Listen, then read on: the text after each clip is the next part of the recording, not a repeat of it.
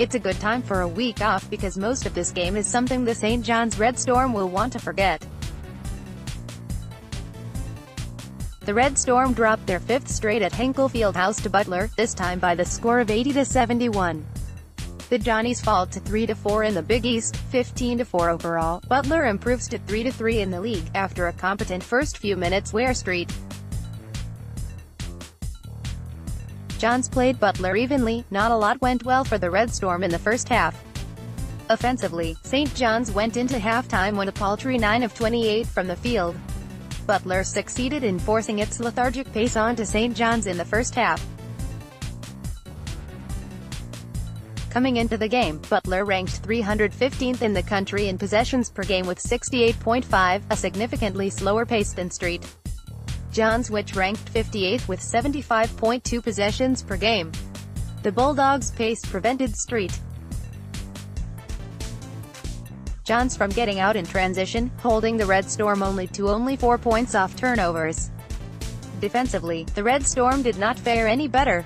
Butler converted 6 of their 14 attempts from deep, many of which were quality looks for the Bulldogs. Butler's Jordan Tucker led the way for the Bulldogs with 13 points, 5 9 FG, 3 6 3 PT, off of the Butler bench. Conversely, the Red Storm bench attempted only 1 field goal in the half and missed. In the second half, Butler got up as many as 22 points. The Bulldogs maintained their first half advantages in the second half, including holding St. John's to only 11 points off turnovers, outscoring St. John's bench 15-4, and going 5 of 11 from beyond the arc.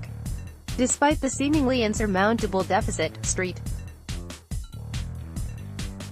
John's showed some resiliency, going on a 13-1 prior to the 10-minute mark to cut the lead to single digits.